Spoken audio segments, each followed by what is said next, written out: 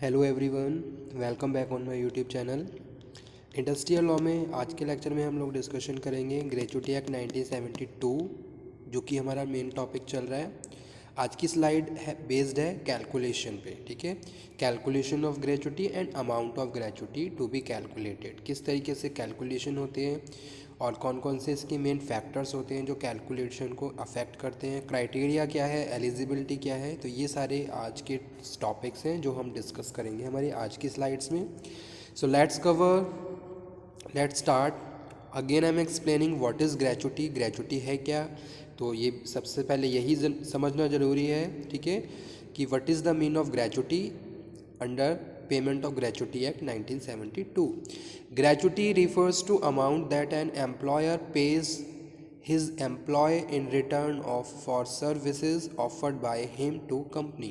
However, only those employees who have been employed by the company for 5 years or more are given to gratuity amount is governed by the payment of gratuity act 1972. Means to say सबसे पहली चीज़, gratuity एक financial term है, ठीक है।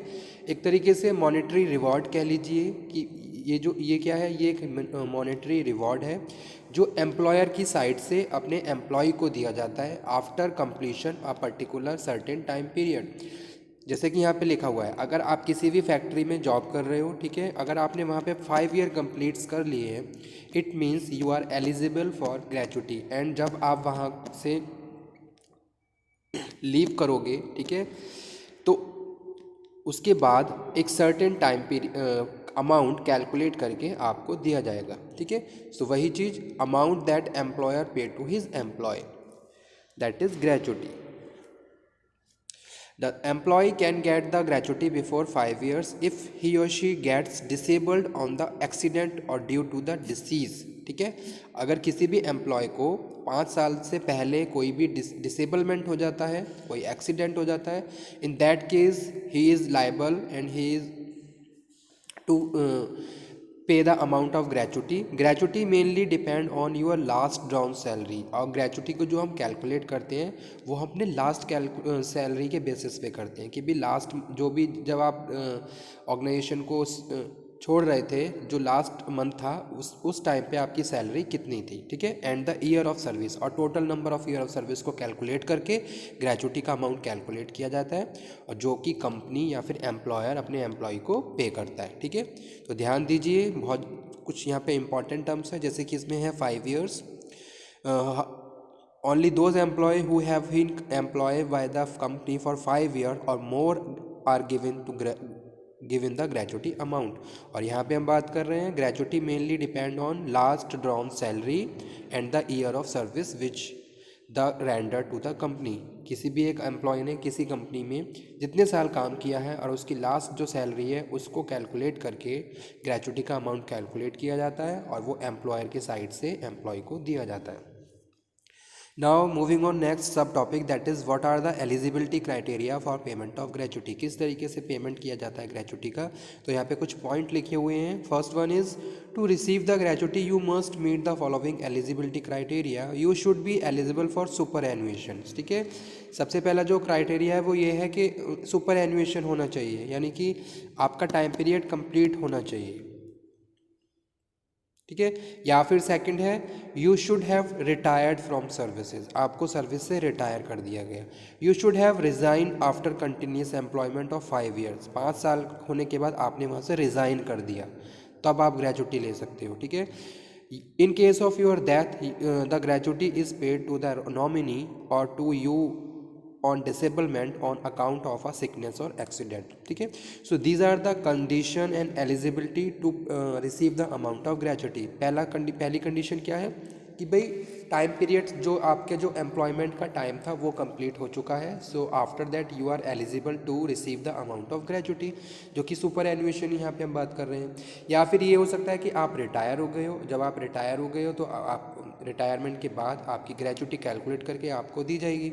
या फिर ये भी हो सकता है कि आपने 5 साल से 6 साल आपने जॉब करी हो, फिर आपने वहाँ से रिज़ाइन कर दिया, उस कंडीशन में भी आप एप्लीकेबल हो और आपको ग्रेच्युटी का अमाउंट दिया जाएगा, ठीक है। या फिर ये भी हो सकता है कि भी कोई डेथ का केस है किसी वर्कर का, ठीक है, तो जो भी नॉमिनी है उसको ग्रेचुटी दी जाएगी। या फिर आप डिसेबल हो गए, ठीक है, कोई एक्सीडेंट हुआ जिसकी वजह से आप डिसेबलमेंट की पोजीशन में आ गए हो, now you are not able to perform any employment in any factory, so your amount will be given by the employer to you. So these are the eligibility criteria for payment of gratuity. What is gratuity calculator? Gratuity calculator है क्या? The gratuity calculator would calculate the gratuity amount based on the formula. यहाँ पे जो formula दिया है ध्यान दीजिए इस फार्मूला पे। फार्मूला क्या है? Formula is 15 into last round salary, ठीक है, and tenure of working upon 26। 15 into last जो आपकी सैलरी थी वो, और आपने जितने भी साल काम किया उसको यहाँ पे कैलकुलेट करके अपॉन 26 वर्किंग डेज के हिसाब से 26 लिए जाते हैं, ठीक है, तो उसको कैलकुलेट करके ग्रेचुटी का अमाउंट कैलकुलेट किया जाता है। Gratuity calculator is a tool which gives you an estimate of the amount that you would receive. जो भी अमाउंट आप रिसीव करोगे वो आप कैलकुलेट करते हो ग्रेचुटी कैलकुलेटर से। ऑन क्विटिंग द जॉब, जब भी आप जॉब क्विट करते हो after rendering continuous 5 year of service, it is handy tool to calculate the amount gratuity on retirement from the company. So you must enter the inputs of the last drawn salary and the tenure of continuous service with the company. The last drawn salary include your basic salary and the dearness allowance. ध्यान दीजिए, जो यहाँ पे जो बार बार बात हो रही है कि भाई लास्ट ड्राउन सैलरी होनी चाहिए, तो लास्ट ड्राउन सैलरी इंक्लूड होती है basic salary plus dearness allowances and commission that you have receive from the sales. What is the formula for calculating the gratuity? The amount of gratuity employee, जैसा कि अभी मैंने आपको बताया था, जहाँ पे एन क्या है, N is equal to tenure of service completed in the company. उस कंपनी में आपने कितने साल काम किया उसको ऐड किया जाता है। Last drawn basic salary plus dearness allowance. For example, यहाँ पे एक एग्जाम्पल कोट किया गया है, if you have work with XYZ company for a period of 15 year, you last run basic salary allowances is 30,000। तो अमाउंट इस तरीके से कैलकुलेट किया जाता है 15 इंटू 30,000 इंटू 15 अपॉन 26। तो जो ग्रेचुटी कैलकुलेट हुई वो हुई 259,615, ठीक है, 2,59,615।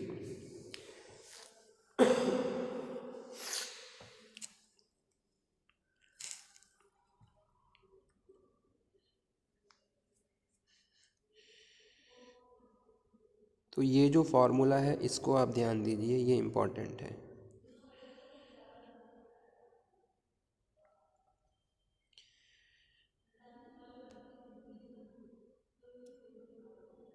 उसके बाद नेक्स्ट है the employer whose employees whose employer is not covered under the gratuity act, the gratuity amount would be calculated as per the half month salary and each completed year of service. The formula is 15। तो यहाँ पे 15 जो लिया गया है वो half month की salary को लिया गया है, to your drawn salary, the working tenure upon 30। For example, you have a basic salary of 30,000, you have rendered continuous service 7 years। तो यहाँ पे जो ग्रेचुटी का अमाउंट कैलकुलेट हुआ वो देखिए, यहाँ पे gratuity amount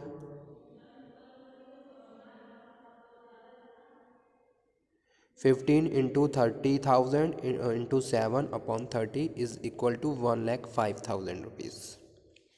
how to use the Clear Tax gratuity calculator? So follow these steps and calculate your gratuity using the clear tax gratuity calculator. You must enter the basic salary and dearness allowance it if applicable using the slider. You then enter the number of year of service with the company में आपने जितने भी साल job करी है वो आपको वहाँ पे इंक्लूड करनी होगी, ठीक है। आपकी लास्ट सैलरी कितनी थी और लास्ट सैलरी में आप बेसिक और डियरनेस अलाउंस को इंक्लूड करेंगे। थर्ड स्टेप है the gratuity calculator would calculate the total gratuity amount payable to in seconds, ठीक है। You can recalculate the gratuity anytime by changing the input sliders. The gratuity will be calculated instantly when you move the sliders.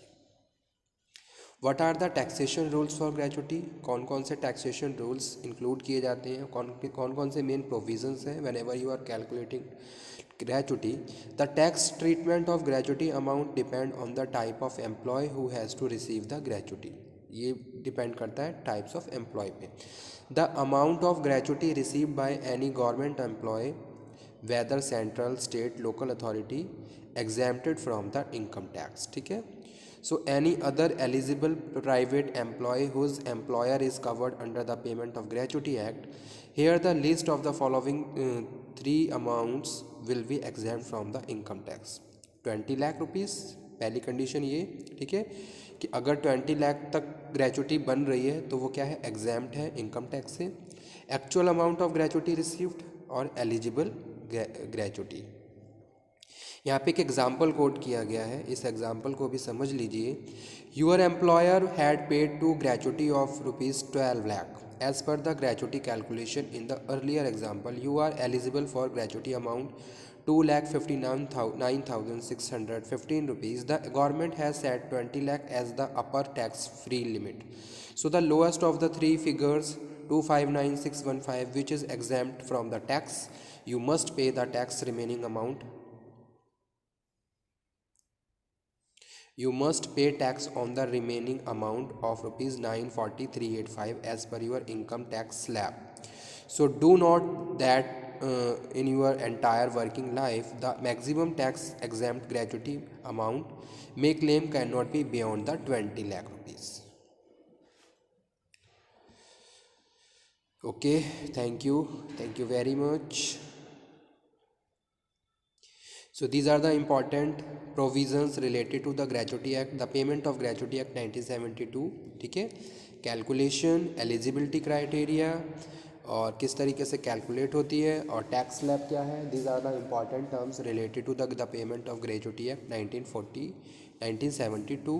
Okay, how to use the Clear Tax gratuity calculator. So these are the amount and these are the terms and formula is also very important.